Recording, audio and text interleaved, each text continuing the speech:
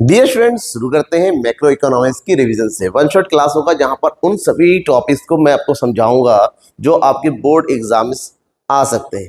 Last जो video बनाया था मैंने आप लोगों के लिए, वहां पर यह बताया गया था किस चैप्टर में कौन कौन से इंपॉर्टेंट टॉपिक है, कौन कौन से टॉपिक आपको पढ़ने चाहिए, सबसे ज्यादा वेटेज वाले हैं। यहाँ पर उन्हीं सभी टॉपिक को मैं डिटेल से एक्सप्लेन करने वाला हूँ, पॉइंट टू पॉइंट, हर एक बात को शुरू से लेकर लास्ट तक हर एक चीज। साथ में ये बताऊंगा कि क्वेश्चन का लैंग्वेज कैसा रहता है। जैसा कि पहला चैप्टर यहाँ पर ये this one is national income and related aggregates accounting for national income. अलग अलग नेम से रजा जाना जाता है, लेकिन बेसिकली सीबीएसई बोर्ड में ये वाला चैप्टर सबसे ज्यादा वेटेज वाला होता है, क्योंकि इस अकेले चैप्टर से एग्जामिनेशन में आपके 10 मार्क्स के आसपास के मार्क्स क्वेश्चन मिल जाते हैं, जहां पर आपको एक न्यूमेरिकल क्वेश्चन मिलेगा, 3 से 4 आपके इसमें से क्या मिल जाएंगे, एमसीक्यूज मिल जाएंगे, बाकी शॉर्ट क्वेश्चन तो रह ही गए। तो यहाँ पर कौन कौन से ऐसे टॉपिक है, कौन कौन से ऐसी चीजें जो हमें अच्छे से पढ़ने, उन सभी चीजों को डिटेल से बात करते हैं, क्योंकि ये एक ऐसा चैप्टर है जो बताता है how much production takes place in economy in 1 year. ये बताता है कि एक इकोनॉमी में एक साल में कितना प्रोडक्शन जनरेट होता है, and how much income generated from the that production, and production की कितना इनकम। दैट मीन्स ये बताता है कि एक इकोनॉमी में प्रोडक्शन कैसे हो रहा है, उन प्रोडक्शन से इनकम कितना जनरेट हो रहा है, उस इनकम से किस तरह से एक्सपेंडिचर होता है। That is this chapter shows the flow of income, that is circular flow. So we have to know about the national income, measurement of national income, and the one of the most important topic that is numerical किस तरह से किए जाते हैं, जो कि exam में 4 marks या 6 मार्क्स या 3 मार्क्स में पूछे जाते हैं। तो टॉपिक टू टॉपिक अगर पढ़ना शुरू करते हैं, सबसे पहले हम स्टार्ट करेंगे इस चैप्टर के बेसिक कॉन्सेप्ट से। Basic concept of macro economics और basic concept of national income, where we have to know about the goods. Goods की अगर बात करते हैं, बेसिकली गुड्स के 2 कैटेगरी में डिवाइड किया जाता है। There are 2 categories of goods. First one is final goods and intermediate goods, and second category is consumer goods, consumption goods and production goods. Okay, first one is final goods and intermediate goods. Final goods क्या होते हैं? Final goods are those goods which are ready to use by the consumer to fulfil their basic need. वो goods होते हैं जहां पर एक consumer अपनी बेसिक नीड को पूरा करने के लिए यूज करता है। जैसे हमें कपड़े पहनने, ये फाइनल गुड्स हो गया। हमें खाना खा लिया तो वो फाइनल गुड्स हो गया। दुकान में गए, भैया बिस्किट देना, बिस्किट फाड़ा और हमने खा लिया, फाइनल गुड्स। मतलब जो कुछ भी एक कंज्यूमर अपनी जरूरतों को पूरा करे वो फाइनल गुड्स होता है।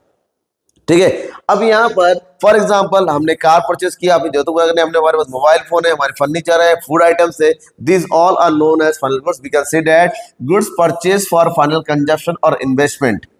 जो फाइनल कंजप्शन और इन्वेस्टमेंट के लिए परचेस किया जाता है, जैसे एक प्रोड्यूसर है, उसने मशीन परचेस किया और मशीन अपने वहां लगा दिया, जिसका काम है दूसरी चीजों पर, तो मशीन भी हमारा फाइनल गुड्स हो गया, क्योंकि मशीन बेचेगा नहीं, मशीन का यूज अपनी जरूरतों को पूरा करने के लिए होता है। Next one is intermediate goods. Intermediate goods क्या होते हैं? These are those goods which are is to be converted into final goods. वो गुड्स होते हैं जिनको भी फाइनल गुड्स में कन्वर्ट करना है। मतलब फॉर एग्जांपल, अगर आपके पास बिस्कुट है तो बिस्कुट का प्रोडक्शन किससे होता है? बिस्कुट का प्रोडक्शन होता है व्हीट से। ठीक है, तो यहाँ जो व्हीट है ना, वो इंटरमीडिएट गुड्स हो गया। क्यों? क्योंकि व्हीट को बिस्कुट में कन्वर्ट किया जाएगा। फॉर एग्जांपल, अगर हम बात करते हैं शुगर फाइनल गुड्स है, लेकिन वहीं पर इस शुगर को कन्वर्ट किया जाता है किससे? शुगर केन से। किससे? शुगर केन से। तो यहाँ पर ये शुगर केन है, ये इंटरमीडिएट गुड्स है। दैट मीन्स ये वो गुड्स होते हैं जिनको फाइनल गुड्स में कन्वर्ट किया जाता है। Their goods are for further production, ये फर्दर प्रोडक्शन के लिए होते हैं। They are not included to avoid double counting, इनको डबल काउंटिंग में क्या मतलब नेशनल इनकम में इंक्लूड नहीं किया जाता है। और इसका एग्जाम्पल वही है, जैसे फ्लोर है, जैसे ब्रेड बनाने के लिए स्टील होता है मैन्युफैक्चरिंग इंडस्ट्री में, तीन सबको। और दूसरी बात है, इंटरमीडिएट गुड्स को हम रॉ मटेरियल भी बोल सकते हैं। क्या बोल सकते हैं हम इसको? Raw material. ओके, समझ में आ गया? एग्जाम में इन दोनों के बीच में डिफरेंस भी बहुत ज्यादा होता है। Write the difference between final goods and intermediate goods. Difference जब लिखा जाएगा तो देन मिलेगा first one you have to write the meaning, and second one you have to write the way of usages, and third one is example. तो इसी तरह से इस क्वेश्चन को कंप्लीट करना है।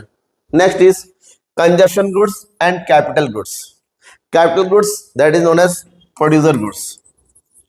That is known as producer goods. Okay, so here is what you mean by consumption goods.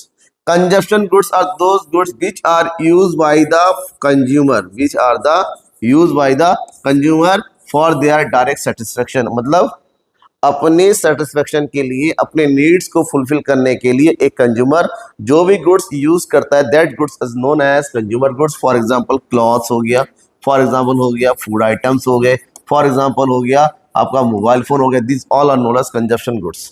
But according to the uses, these goods are also sometimes there are four types of consumer goods, and we have to know about these four types. Number one, that is durable goods, क्या बोलते हैं इसको, durable goods. Number two, this one is semi durable goods, semi durable goods. Third one is non durable goods, this one is non durable goods, and last one is fourth one non material goods, क्योंकि exam में इससे related भी short topic बन सकते हैं, non material goods. Okay, तो यार इस durable goods are those goods which are use for a long period of time, जिसको लॉन्ग पीरियड ऑफ टाइम तक यूज किया जाता है। फॉर एग्जांपल इसमें आ जाता है फर्नीचर, ठीक है, for example mobile phone, okay, for example car, TV, fridge, these all are जो कुछ भी एक कंज्यूमर अपने लाइफ में लंबे समय तक लगातार कंटिन्यू यूज करता रहता है और उससे यूटिलिटी मिलती रहती है, this goods are known as durable goods. But those goods which are use for some time, not a long time, this goods are use for some time, क्योंकि कुछ समय के बाद ये गुड्स खराब हो जाती है, यूटिलिटी बंद हो जाती है। जिसका सबसे बड़ा एग्जांपल है clothes. Clothes are semi durable good, because अगर इसको सही सलामत यूज करते रहेंगे कुछ समय तक चलेगा, उसके बाद ये छोटा हो जाएगा, यूज करने लायक नहीं रहता। Next one is non durable goods और those goods which are use for single time, that is single use goods बोलते हैं इसको, because these are used for only single time, एक बार में इसकी यूटिलिटी खत्म हो जाती है। For example all the food items, for example vegetables हो गया, इसमें फ्रूट्स हो गए, ठीक है, इसके अलावा स्वीट्स हो गए, ठीक है, ये सब आपके नॉन ड्यूरेबल की कैटेगरी में आते हैं। Last one is non material goods. Non material goods are those goods which are known as services. Consumer use these services to fulfill their needs, but this has no physical appearance. There is no any physical existence. For example, education हो गया, ठीक है, for example transport facility हो गया, for example insurance हो गया, these are known as non material goods. So there are four types of consumption goods. Okay, and we also know about the difference between all types of goods. Here is capital goods. Capital goods is the type of producer goods, and producer goods are those goods which are used by producer for further production. Goods and service को production करने के लिए एक producer जिन goods का use करता है उसको हम प्रोड्यूसर गुड्स के नाम से जानते हैं। प्रोड्यूसर गुड्स फर्दर गुड्स को यूज करने के लिए होता है, और यहाँ पर दो टाइप की गुड्स यूज होता है। एक होता है आपका that is known as intermediate goods, जिसको हम कच्चा माल कहते हैं। Second one is known as that is capital goods, ठीक है। अब इंटरमीडिएट गुड्स तो ऑलरेडी आप पढ़ चुके हैं। Now we have to read about the capital goods. Capital goods are those goods which are used और हेल्प टू फर्दर प्रोडक्शन। ये फर्दर प्रोडक्शन में हेल्प करता है। फॉर एग्जांपल मशीन हो गया, बिल्डिंग्स हो गए, ठीक है, आपका प्लांट हो गया, फैक्ट्री बिल्डिंग हो गया, this are known as truck हो गया, व्हीकल्स वगैरह कैपिटल गुड्स होता है, क्योंकि ये इस गुड्स के लिए बहुत ही ह्यूज कैपिटल की जरूरत होती है। And this goods are used in production for a very long period of time, so the capital goods are also known as the final goods.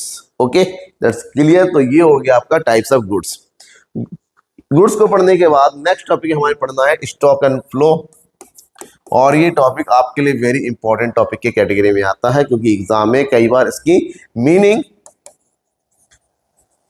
Meaning and difference दोनों में से कुछ भी पूछा जा सकता है। तो here is what do you mean bye stock. Stock is the variable best measured at a particular point of time, मतलब किसी भी पर्टिकुलर पॉइंट ऑफ टाइम में किसी वेरिएबल को मेजर किया जाता है जो कि स्टैटिक होता है, उसमें कोई उस पर्टिकुलर टाइम पे चेंज नहीं होता है। So this is known as the stock. For example wealth हो गया, फॉर एग्जांपल बैंक बैलेंस हो गया, for example water in tank, एक टैंक में रखा हुआ पानी क्योंकि उसमें किसी तरह का फ्लो नहीं होता है, कि उसमें किसी तरह चेंजेस पॉसिबल नहीं होता है। तो जहां चेंज नहीं होता है पार्टिकुलर टाइम पे देखेंगे, ठीक है, गोदाम में रखा, that is wheat in godown, godown में रखा हुआ गेहूं जो होता है वो भी स्टॉकी कैटेगरी में आता है। But what is the flow? Flow is a dynamic concept, this is a dynamic concept, and according to this concept it the variable which measured over a period of time, जो एक particular time period में major होता है उसको flow बोलते हैं। क्योंकि यहाँ पर टाइम पीरियड का मतलब होता है ये मेजर होता है जैसे पर आवर 1 घंटे के लिए, पर डे 1 दिन के लिए, ठीक है। फॉर एग्जांपल इनकम हो गया, फॉर एग्जांपल एक्सपेंडिचर हो गया,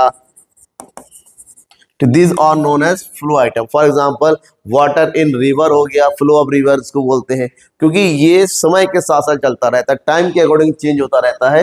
तो जब मीनिंग भी आ जाए और चाहे डिफरेंस आ जाए तो इतने सारे पॉइंट लिखेंगे। एक पॉइंट मीनिंग का हो गया, एक एग्जाम्पल हो गया, एक ये इसके नेचर, स्टैटिक का नेचर है या डायनेमिक नेचर है। स्टैटिक मतलब उसमें कोई चेंज पॉसिबल नहीं होता है, और डायनेमिक का मतलब होता है ये चेंज होता रहता है। Next is circular flow of income in two sector economy. But उससे पहले हमें सर्कुलर फ्लो इनकम को, उसकी मीनिंग को समझना होगा। That is circular flow of income. As you know that in the economy every sector are interrelated to each other. For example household or firm, both are interrelated to each other because both are able to, both are fulfill the needs of each other. For example household provide various type of factors to firms, and firms provide goods and service to household, so that at first the firm utilize the goods factors, very production factor, and ये लोग क्या करते हैं, at first they produce goods and service, that is the known as the production phase। ये production phase होता है, and this production phase generate the income and distribute among the various owner of the factors, and owner of the factor when they receive the income they have to fulfill their own utilities, so they expend their income to fulfill their needs on the goods and services, and the expenditure on goods and service is further production। So this type of flow of income is known as circular flow of income। This is the meaning of circular flow of income। Okay, now उसकी अगर हम बात करते हैं, next one is circular flow of income in two sector economy. अगर economy में दो sector की बात करते हैं, दैट इज हाउस होल्ड, ये हो गया आपका हाउस होल्ड, और ये हो गया बिजनेस, दैट इज फर्म। इन दोनों के बीच में इंटररिलेशन की बात करते हैं तो दोनों डायरेक्टली जुड़े हुए। कैसे? हाउस होल्ड फर्दर प्रोडक्शन करने के लिए फैक्टर ऑफ प्रोडक्शन प्रोवाइड करता है, जैसे लेबर आ गया, फॉर एग्जाम्पल कैपिटल हो गया, ठीक है, लैंड प्रोवाइड कर दिया। इसके अलावा यहाँ से इसको इंटरप्राइजेस भी मिल जाता है। इन सब का यूज करते हुए बिजनेस क्या करता है, गुड्स एंड सर्विस प्रोडक्शन करता है, और goods and service house hold को मिल जाता है अपनी जरूरतों को पूरा करने के लिए। हाउस होल्ड बदले में एक्सपेंडिचर उनको पेमेंट करता है, पेमेंट जैसे इनके पास आ जाता है ये जो भी फैक्टर था, फैक्टर इनकम, फैक्टर पेमेंट कर देता है, बेसिस दे देता है, लेबर्स को डिविडेंड दे देता है, ये सब इनको प्रोवाइड कर देते हैं। ठीक है, तो ये इस तरह से दो सेक्टर के बीच में जो फ्लो चलता रहता है, और this is a continuous process, unending process, क्योंकि ये कभी खत्म नहीं होता। किसी को ही खत्म करने जाएंगे इकोनॉमी खत्म हो जाती है। So this is a unending process of the flow of income generated between the various sector of the economy is known as circular flow of income. That's clear? Okay बेटा। Now, the real flow and money flow. As per the circular flow of income, जो flow of income होता है वो दो category में divide किया जाता है। एक होता है रियल फ्लो और एक होता है मनी फ्लो। जब हम रियल फ्लो की बात करते हैं, real flow is the flow where the goods and services are exchange between the firm and household. That is factors of production flow from household to firm, and goods and services flow of firms to house. We can say that here is firm, and this one is household. Household provide the firm, that is factors, various type of factors of production, that is known as factors of production, ये देते हैं। और यहाँ से यहाँ तक आ जाता है, इनको क्या मिल जाता है, goods and services. Goods and services both are in the form of real, that is goods जो फिजिकल फॉर्म में होता है। सो फिजिकल फॉर्म में जो एक्सचेंज होता है that is known as real flow as a barter system. But another hand the reward of this real flow के होने से जो जनरेट होता है इनकम का, और इनकम का जो फ्लो होता है that is firm pay wages, rent, interest, profit to the household, क्योंकि उन्होंने हाउस होल्ड से उनके फैक्टर का यूज किया था, और हाउस होल्ड जो है मनी पेमेंट करते हैं क्योंकि उन्होंने गुड्स एंड सर्विस यूज किया था। So here factor paid house hold that factor income, factor payment कर देते हैं जो भी वो हाउस होल्ड से लिए हुए हैं, और हाउस होल्ड इनको क्या करता है, मनी पेमेंट करता है। क्या करता है, मनी पेमेंट होता है जो भी गुड्स एंड सर्विस उन्होंने यूज कर रखा है। So there are two types of flow, real flow and money flow, और ये दोनों ही एक दूसरे के उल्टे होते हैं। ठीक है, समझ में आ गया, इस चीज को ध्यान में रखना है। Okay, next one is meaning of national income, the most important topic. Meaning of national income. What do you mean by national income? National income is the money value of all final goods and services produced within an economy during one accounting year. Okay, and this include the domestic income, that is domestic income, and also NFIA, that is net factor income from abroad. Okay, that we can also say that it is the sum total of all factor income, sum total of all factor income earned by the resident of a country in an accounting year is known as national income, और national income को short में बोला जाता है NNPFC, that is net national product at factor cost. Okay, अब हमें समझना है नेशनल इनकम के जो वेरियस कॉन्सेप्ट है उस चीज को, उसके लिए हम पढ़ना है aggregates of national income. Basically aggregates of national income की बात करते हैं, इसके 8 मेन एग्रीगेट्स होते हैं, लेकिन इसमें जो मेन एग्रीगेट्स होते हैं डिवाइड होते हैं according to the MP and according to FC. तो यहाँ पर पहले हम समझ लेते हैं, एमपी का मतलब होता है मार्केट प्राइस। क्या होता है, मार्केट प्राइस, और एफसी का मतलब होता है factor cost. So market price और फैक्टर कॉस्ट में जो डिफरेंस होता है ना वो एनआईटी का होता है, एनआईटी। तो मार्केट प्राइस से फैक्टर कॉस्ट लाने हैं तो एनआईटी को क्या करना पड़ेगा, माइनस करना होगा। एनआईटी मतलब net indirect tax, this is the difference between the indirect tax and subsidies. Indirect tax और सब्सिडी का डिफरेंस होता है। तो इसी के बेस पे जो हमारे पास एग्रीगेट होता है that is GDP, GNP, NDP और एनएनपी। तो ये दो कैटेगरी होते हैं, GDP MP and GDP FC, NNP MP and NNP FC, NDP MP and NDP FC, और यार is NNP MP and NNP FC. ये जो एनएनपी एफसी है नेशनल इनकम है, जो एनडीपी एफसी है इसको डोमेस्टिक इनकम बोलते हैं। ठीक है, तो first is GDP, most important topic. What is GDP? GDP is the sum total of all final goods and services produced by the resident of a country in an accounting eight their market price. Okay, तो जब हम GDP की बात करते हैं, इस includes all types of expenditure done by the resident of a country, that is consumption expenditure, investment expenditure, government expenditure, and this one is import. That import x minus is one export minus import. तो एक country में जितनी final goods and service production होता है उन सबके sum total को क्या बोलते हैं, जीडीपी होते हैं। क्या बोलते हैं, जीडीपी। तो अगर कहते हैं it's include indirect tax NIT तो बन जाएगा आपका GDP MP, and it's exclude NIT तो बन जाएगा जीडीपी एफसी। कल इंक्लूड और एक्सक्लूड बड़ा याद रखना है। Next is GNP. अगर आपको जीडीपी याद है, जीएनपी ऑलरेडी आ जाएगा क्योंकि GDP it's include only the domestic price, but in the GNP it also include net factor income from abroad, so we can the GDP as well as it's include the NFIA, that is net factor income from abroad. कौन answer जो मिला? तो यार NDP, NDP means net, यहाँ पर gross होता है दोनों, that is this include depreciation, but whenever we subtract the depreciation from the GDP we get NDP.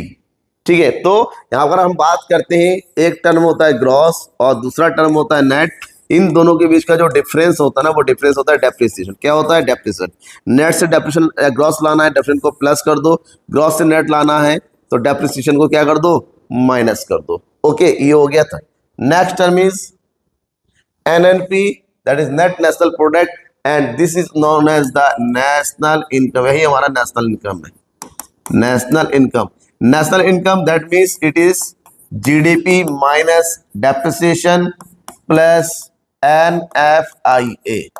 Okay, एक कंट्री में लोग जितना भी अर्न करते हैं उसमें से डेप्रिसिएशन की वैल्यू को माइनस कर देंगे और फॉरेन से मिलने वाले फैक्टर इनकम को ऐड कर देंगे तो वी गेट एनएनपी FC और NN, ठीक है, समझ में आ गया। तो ये FC हो गया, एम्पियर हो गया, एक दो कोई भी टाइप एग्जाम में आ सकता है, you have to know about this. कुछ चीजें हैं, शॉर्ट ट्रिक है, तो जैसे अगर आपके पास कोई FC दे रखा है, सर कैसे बदलेंगे, FC को MP बदलने के लिए आपको करना है प्लस कर देना है नेट इनडायरेक्ट टैक्स, और MP से FC लाना है तो माइनस कर देना है नेट इनडायरेक्ट टैक्स। वहीं पर अगर हम बात करते हैं ग्रॉस की, ग्रॉस एंड नेट, तो ग्रॉस वैल्यू को नेट वैल्यू को लाने के लिए हमें माइनस कर देना है डेप्रिसिएशन को, और नेट से ग्रॉस लाने के लिए प्लस कर देना है डेप्रिसिएशन को। ये जो डेप्रिसिएशन होता है ना, उसको एक का नाम और दिया जाता है, that is consumption of fix capital. It is also known as consumption of fixed capital और एसेट्स, फिक्स कैपिटल बोल सकते हैं, या फिर इसको बोलते हैं इरेक्शन वैल्यू, इरेक्शन वैल्यू बोलते हैं। ओके, नाम ध्यान रखिएगा। फिर लास्ट वन इज FC हो गया domestic and national, there is domestic and national. तो इन दोनों का बीच का जो रिलेशन होता है डोमेस्टिक टू नेशनल, हमें ऐड कर देना होता है NFIA, और नेशनल से डोमेस्टिक लाने के लिए माइनस कर देना होता है NFIA, और ये कन्वर्ट हो जाता है। दैट्स क्लियर ना, यहाँ पर कोई डाउट है, ये ट्रिक याद रखिएगा इसके। अब इसके आगे बढ़ते हैं, market price versus factor cost. Market price is the price where the goods and services actually sold in the market, it includes NIT, इसमें NIT जुड़ा हुआ रहता है। But factor cost is the actual cost, that value that is total of all factor सबका। तो यहाँ पर इसमें NIT, MP में NIT जुड़ा हुआ रहता है, FC में NIT माइनस किया होता है। तो अगर MP से नेट इनडायरेक्ट टैक्स और सब्सिडी को माइनस कर देंगे तो हमारे पास बनेगा NIT। तो इस चीज को ध्यान रखना आगे आने वाले क्वेश्चंस के लिए। अब बात करेंगे methods of calculating national income. National income को कैलकुलेट करने जाएंगे तो इसके 3 मेथड है। Number 1 that is value added method, value added method. Number 2 this is income method, and number 3 that is expenditure method, expenditure method। ठीक है, national income calculate करने के हमारे पास 3 मेथड है। सबसे पहले वैल्यू एडेड बात करते हैं। वैल्यू एडेड में हमें चाहिए होता है value added. What is the value added? Value added is the value of output minus intermediate consumption. तो यहाँ पर नेशनल इनकम कैलकुलेट करने के कुछ स्टेप करते हैं। सबसे पहले स्टेप में हमें क्या करना है, वैल्यू ऑफ आउटपुट निकालना होता है। तो यार value of output equal to कितना आपने गुड्स एंड सर्विस सेल्स किया और उसमें कितना गुड्स एंड सर्विस आपका बचा हुआ रह गया, चेंज इन स्टॉक। तो इन दोनों को इंक्लूड करेंगे तो आ जाएगा आपका क्या चीज, वैल्यू ऑफ आउटपुट। जैसे ही वैल्यू ऑफ आउटपुट आ जाएगा उसके बाद हमें निकालना पड़ता है वैल्यू एडेड। यार वैल्यू एडेड ऊपर formula, value added equal to value of output, value of output minus intermediate consumption. जैसे ही वैल्यू एडेड आ जाता है उसका निकालते हैं add value added of all sector, that is GVA,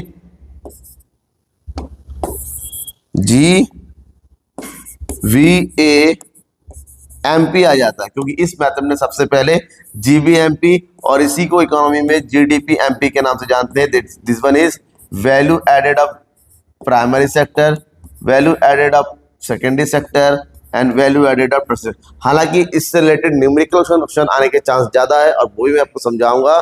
जैसे ही ये स्टेप कंप्लीट हो जाता है उसके बाद निकालते हैं net value added at FC and also known as NDP FC। तो NDP निकालने के लिए जो भी आपने GVA MP निकाला है उसमें से नेट इनडायरेक्ट टैक्स को माइनस कर दोगे और वैल्यू ऑफ डेप्रिसिएशन को माइनस कर दोगे। लास्ट में आता है national income, that is NNP FC, और उसके लिए जो भी आपका NDP FC निकाला है अभी उसमें हम फॉरेन से मिलने वाले इनकम यानी कि नेट एक्सटर्नल एब्रॉड को ऐड कर देंगे। और इस मेथड में कुछ प्रिकॉशंस है, दैट इज इसमें सेकेंड हैंड गुड्स को इंक्लूड नहीं करते हैं, इसमें ट्रांसफर पेमेंट को भी इंक्लूड नहीं करते हैं, और डबल काउंटिंग से बचना जरूरी है। अब बात होती है what is double counting. What is double counting exam में आया हुआ है, CBSE बोर्ड के एग्जाम में। Double counting means at the estimation of national income when be you at the value of one items more than one time.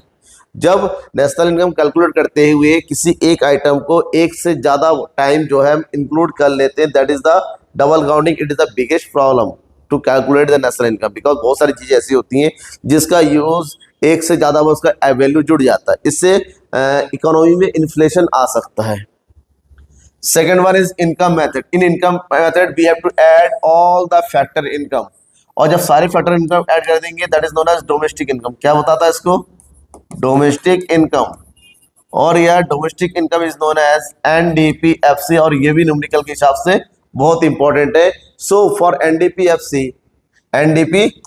We have to added all the income, rent, interest, profit, mixed income, and यहाँ पर एक चीज छूट गया हमारे पास, that is इसमें छूट गया यहाँ पर कंपनसेशन।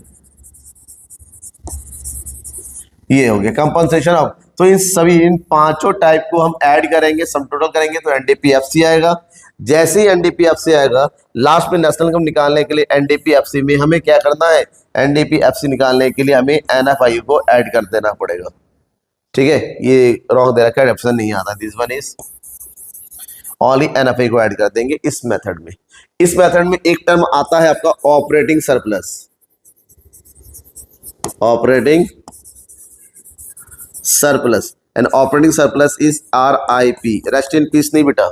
यहाँ पर आरआईपी का मतलब होता है rent plus interest plus profit. Okay, जहां एक ओनर अपने बिजनेस को ऑपरेट करती हुए जो कुछ भी अर्न करता है that is known as operating surplus, rent, interest and profit, in short RIP. And next one is expenditure method, the last method. Expenditure method is the sum total of all final expenditure. एक economy में लोगों के through जितने भी final expenditure किया जाता है उनका सम टोटल होता है। ठीक है, सो इसका सम टोटल करेंगे तो हमें आ जाएगा जीडीपी एमपी, और जीडीपी एमपी कैलकुलेट करने के लिए सभी तरीके के एक्सपेंडिचर को ऐड करेंगे, that is private consumption expenditure capital C, government final expenditure capital G, gross domestic capital formation I, and this one is X minus M. हमें क्या करना है? इन सभी को आपस में ऐड कर देना है। जब सबको ऐड कर देंगे तो हमें मिलेगा जीडीपी एमपी।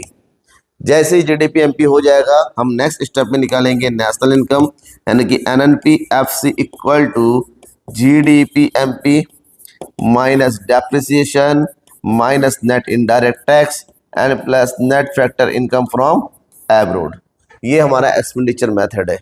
तो एक्सप्लेनेशन सीबीएसई में नहीं आता कि what how we calculate national income by using income method, ऐसा नहीं होता है। यहाँ पर न्यूमेरिकल क्वेश्चन आता है, बाकी थ्योरेटिकल क्वेश्चन जो मैंने समझाया है वो एग्जाम में आता है।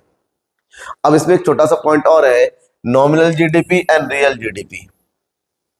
तो what do mean by the nominal GDP? Nominal GDP मतलब when the we use the value of output at current price is known as nominal GDP. जब एक कंट्री में जीडीपी कैलकुलेशन करंट ईयर की बेस, मतलब जिस ईयर का GDP calculate कर रहे हैं उसी ईयर के प्राइस से हम कैलकुलेट करते हैं, तो it is known as nominal GDP. But other hand when we use the value of GDP on base year price और also known as the previous, एक इकोनॉमी क्या होता है ना, कंपेरिजन करने के लिए एक ऐसा ईयर चूज कर रखा था जिसका ईयर स्टेबल होता है और उससे कंपेरिजन किया जाता है।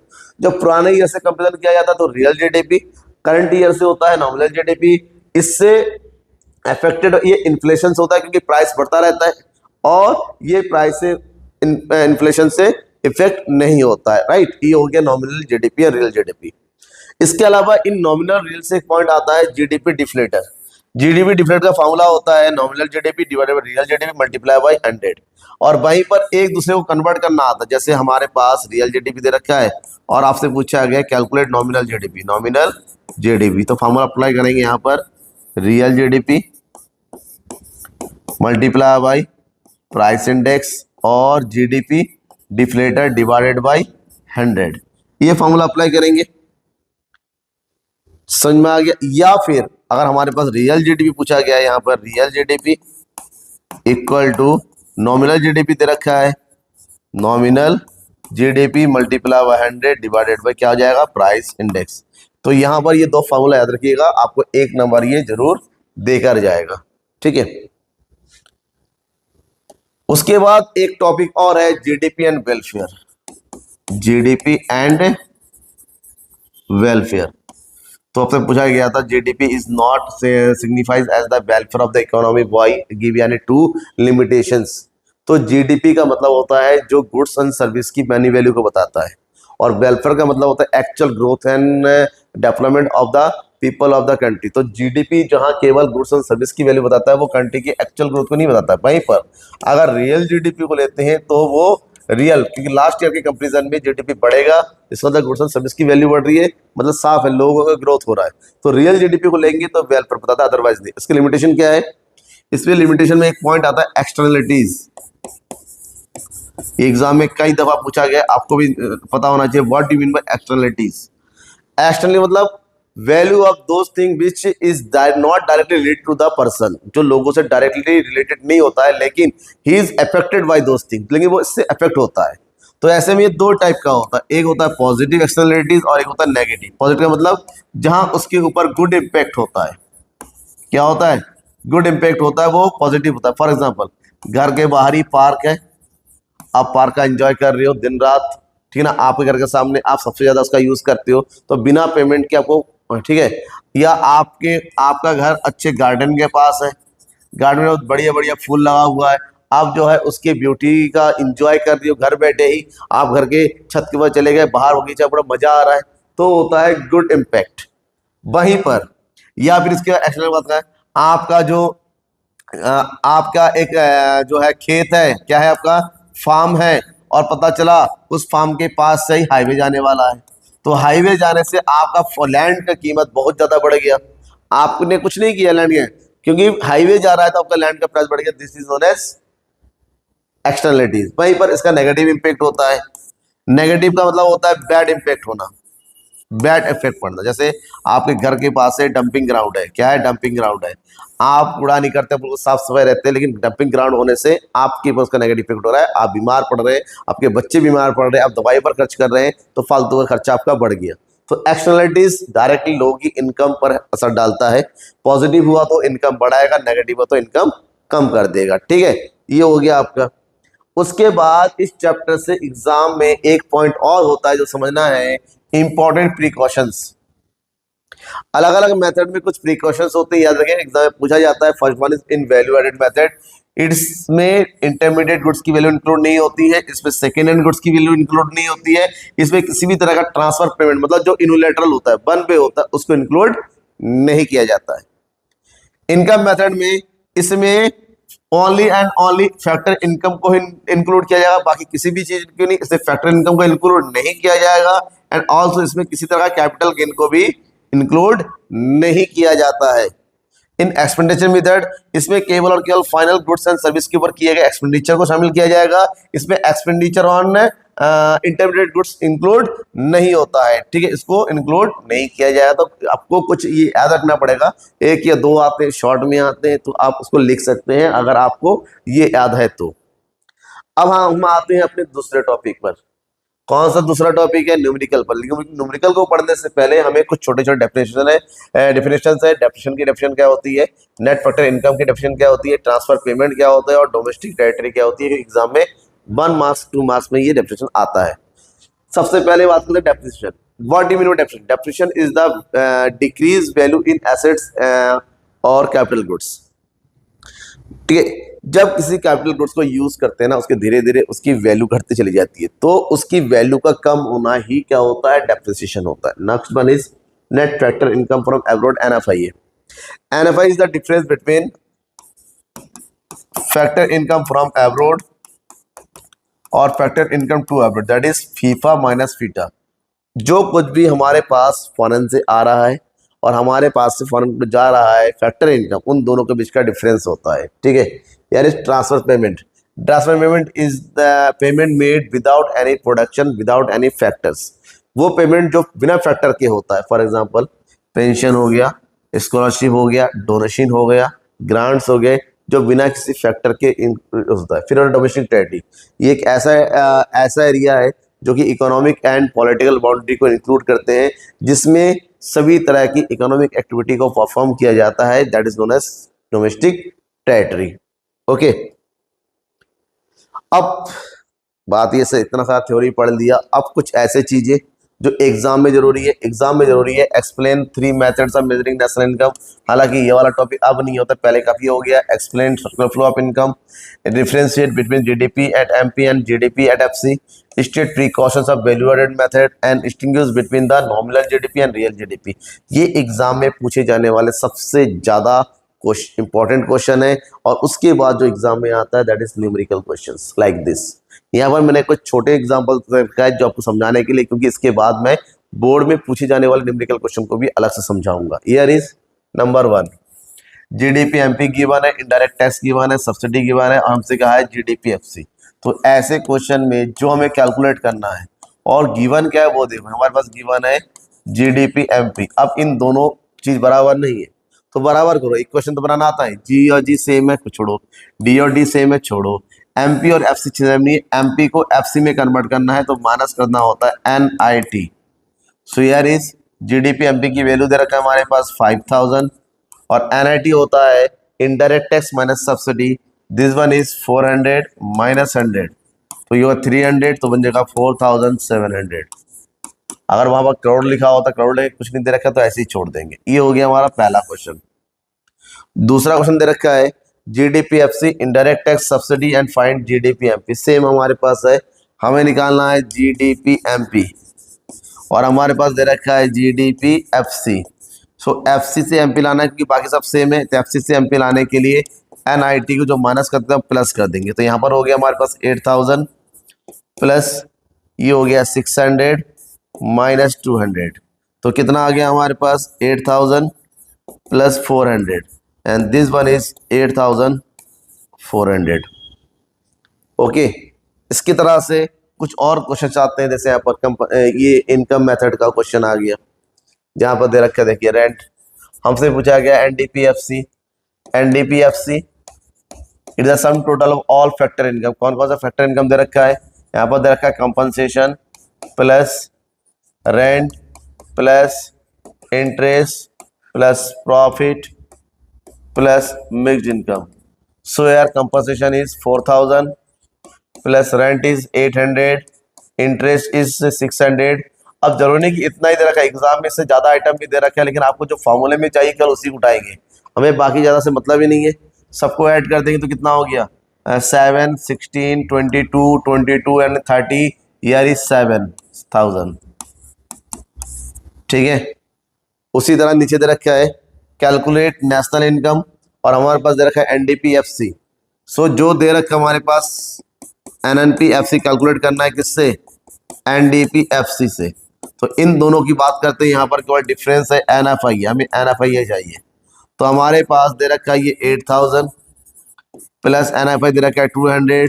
So the answer is 8200। Formula याद रखो तो कभी भी गलतियां आपसे नहीं होंगी। नेक्स्ट प्राइवेट कंजप्शन दे रखा है, दैट इज ये एक्सपेंडिचर मेथड। एग्जाम में कभी बताया नहीं जाता किस मेथड से करना है और हमसे कहा गया जीडीपी निकालो यहाँ पर। तो जीडीपी का मतलब होता है सम total of all the expenditure, that is private consumption expenditure plus government finance consumption expenditure, gross domestic capital formation and net export. ठीक है, तो प्राइवेट कंजप्शन दे रखा है 5000, गवर्नमेंट एक्सपेंडिचर दे रखा है 2000 और कैपिटल दे रखा है हमारे पास 3000 plus net export is minus का 500। माइनस का होने का मतलब होता है यहाँ पर इंपोर्ट ज्यादा हुआ एक्सपोर्ट कम हुआ। सो यार 10,000 minus 500 so answer is 9500। Last one is nominal GDP दे रखा है, रियल जीडीपी दे रखा है, फाइंड जीडीपी डिफ्लेटर। तो ये एक नंबर का क्वेश्चन होता है, तो हमें निकालना है GDP deflator. Deflator equal to nominal GDP divided by real GDP multiply by 100। Okay, so nominal GDP is 10,000, real is 8,000 multiply by 100। So कितना हो गया, 2 जीरो से 2 जीरो कट गया, इससे ये कट गया, 8 1 जा 8 2 8 2 जा 16 8 5 20, दिन में 125 is our GDP and GDP deflator is also known as the price index। क्या बोलते हैं इसको, प्राइस इंडेक्स, जो ये बताता है, क्या बताता है कि करंट ईयर में और बेस ईयर की जो प्राइस में कितना रिलेशन है दोनों के बीच में। ठीक है, समझ में आ गया। नेक्स्ट क्वेश्चन है, हमारे पास रियल जीडीपी दे रखा है, डिफ्लेक्टर दे रखा है, नॉमिनल, मतलब ये प्राइस इंडेक्स हुआ और हमसे नॉमिनल जीडीपी पूछा गया है। सिंपल रियल फार्मूला होता है real GDP divided bye price index multiply by 100। फिर हमारे पास जीडीपी दे रखा है 6000, प्राइस इंडेक्स है हमारे पास 120, ये हो गया 100, तो 125 था, तो ये हो गया हमारे पास कितना, नहीं 12, हाँ सॉरी फार्मूला ही उल्टा कर दिया मैंने, समझाते यहाँ पर आगे पहले लिखा। तो यहाँ पर हमारे पास नॉमिनल जीडीपी पूछा गया, हाँ तो ये हो गया हमारे पास real GDP multiply by price index upon 100, तो ये हो गया हमारे पास 6000 मल्टीप्लाई बाई 120 अपॉन 100, तो ये 0 से 0 कट गया, 6 दूनी 12 से 72, ये हो गया आंसर। तो ये एक नंबर में आ सकता है, एमसीक्यूज में आ सकता है, लेकिन आ जरूर सकता है। ठीक है, तो जरूर पढ़ना। ये था आपका नेशनल इनकम वाले चैप्टर में फॉर इंग्लिश मीडियम स्टूडेंट, और हिंदी मीडियम स्टूडेंट वाले पर्सन में तो आप लोगों को भी सेम चैप्टर का एक्सप्लेनेशन हिंदी में देने वाला बहुत जल्दी। Thank you and bye. अच्छा लगता है तो लाइक करके शेयर जरूर कर देना आप लोग।